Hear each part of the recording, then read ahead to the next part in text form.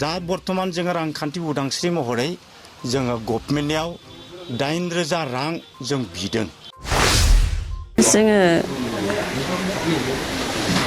बे voters party इन्टारनेशनेलखौ जोङो चिरां डिस्ट्रिक्टआव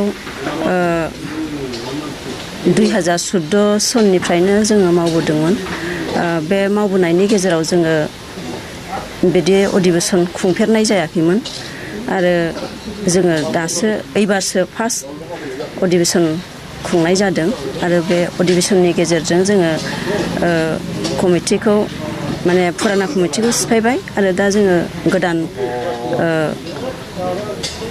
committee दाफिननानै लानाय जाबाय।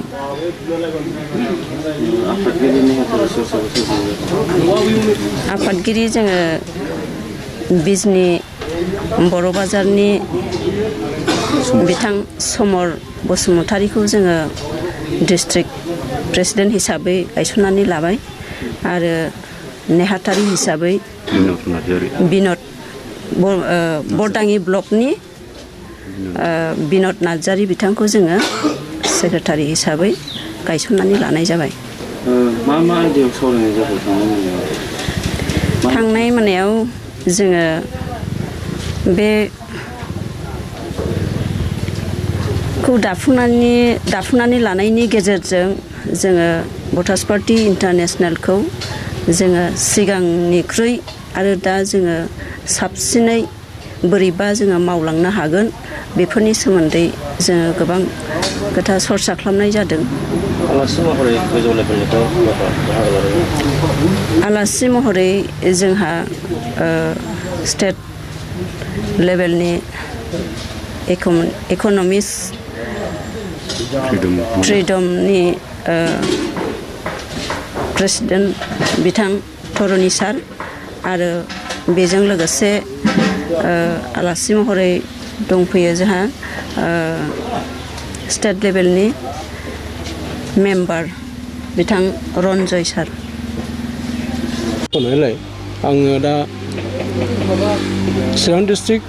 भटार पार्टी इन्टारनेशनेलनि जि मावनो गोनां दङ आरो बे भटार पार्टी इन्टारनेशनेलनि बिथोन बायदियै गासैबो रायजो राजानि बा भटारफोरनि जि अधिकार बा मोन्थाय दङ बे मोन्थायनि सायाव हानायमानि मोजाङै मावलांनो थाखाय साननाय जाबाय। रांखावरि उदांस्रिनि दावहा बागै मा बुंनो सानो? दानि सोलिबाय थानाय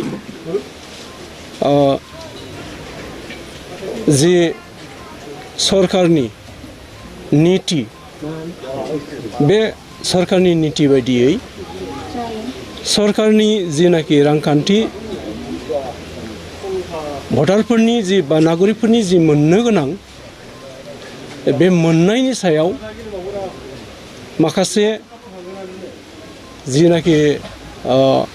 बेबस्था बे बेबस्थायाव जे मोननो गोनां बेखौ मोननो हायियाव साफ्रोमबो नागरिकआ गावनि मोननांगौ जि मोन्थाय बेखौ समानै मोननो थाखाय बे आन्दलना जायो बा सोलियो।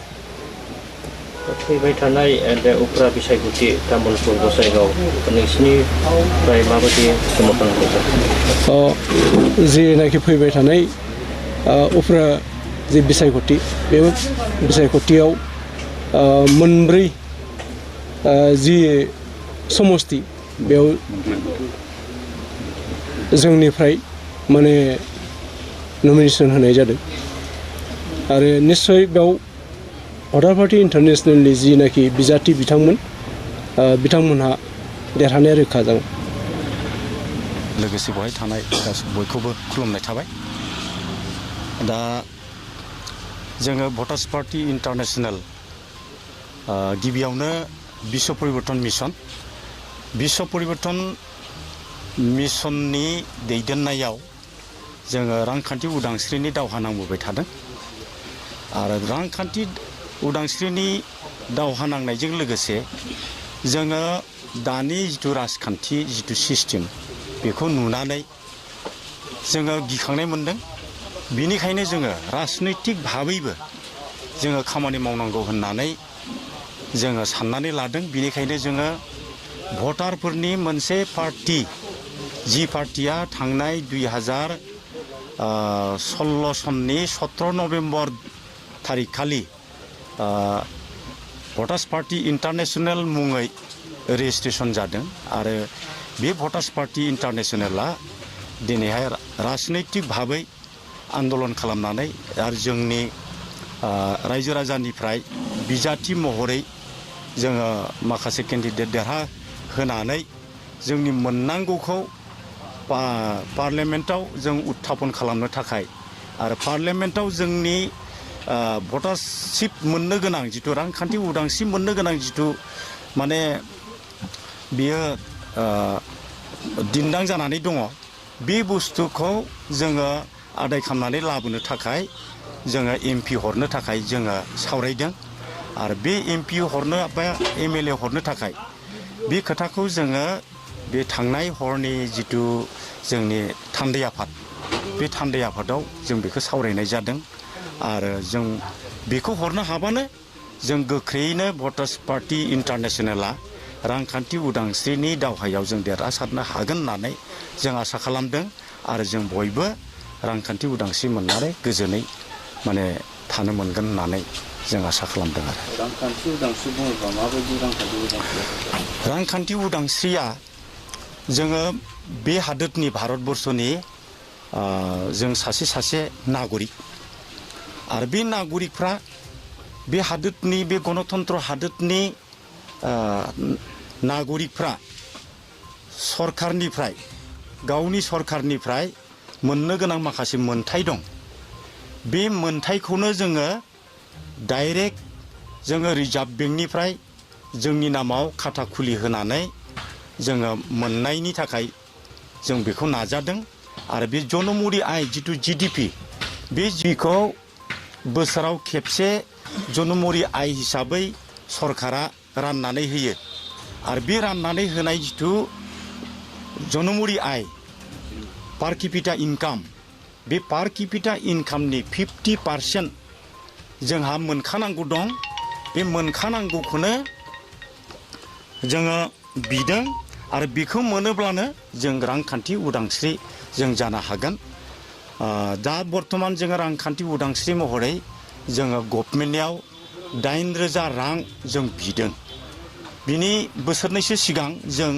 6,000 रां बिदोंमोन किन्तु बर्तमान जों सरकारनियाव बिदों 8,000 रां भटार मात्रै जायनि नामा भटार लिस्टआव अन्तर्भुक्त जानानै दं जायफ्रा भट होनो थाङो बिथांमोननि मुङै साफ्रोमबो भटारा मास मोनफ्रोमबो 8,000 राङै भटारशिप मोननांगौ होननानै जों डिमान्ड खालामदों आरो बेखौ मोननो हायो मोनथावना बियो सांबिधानिक बियो जोंनि व्यवहारिक होननानै उच्च पदस्थ कमिटिया 2011नि डिसेम्बर दाननि 2 तारिखआवनो बेखौ बिथांमोना जोंनो राय होखादों नाथाय गोबां मानसियानो बे बाथ्राखौ मा बुंनो सानो बे बाथ्राखौ हयथ' फोथायाबो जानो हागौ मानो होनबा भारत हादोरनि रांखान्थियारि जिथु बेबस्था बेखौ हयथ' गोबां मानसिया मोनथियाबो जानो हागौ बिनिखायनो बिथांमोनहा बेखौ हयथ' असम्भब साननो हागौ आरो किन्तु जोंनि थाखाय बे असम्भब नङा मानो होनबा बे रांखौ जोंनो जनमुरि आय हिसाबै रानखायो आरो बे रांखौनो साफायनानै जेरै जोंनि उन्नयननि थाखाय बिथांमोना बे रांखौनो बाहायो आरो बे बाहायनाय रांनि हिसाबखौ दिनै गभर्नमेन्टआ दासिमबो जोंनो क्लियारै जेबो जोंनो हिसाब होनो हायाखै बिसायख'थियाव जोङो देरहानो होननानैनो जों बे केन्डिडेटखौ होदों जोङो जि जायगायाव होदों जाहा देरहानायनि लामा दङ मानो होनबा जुदिहे जोंनि मानसिफ्रा फोथायनानै जुदि होयोब्ला जाहा बाव देरहानायनि गोबां जाहा सोद्रोमा दंखायो बेनिखायनो जों खाथाङै बुंनो हायो जे जों देरहागोन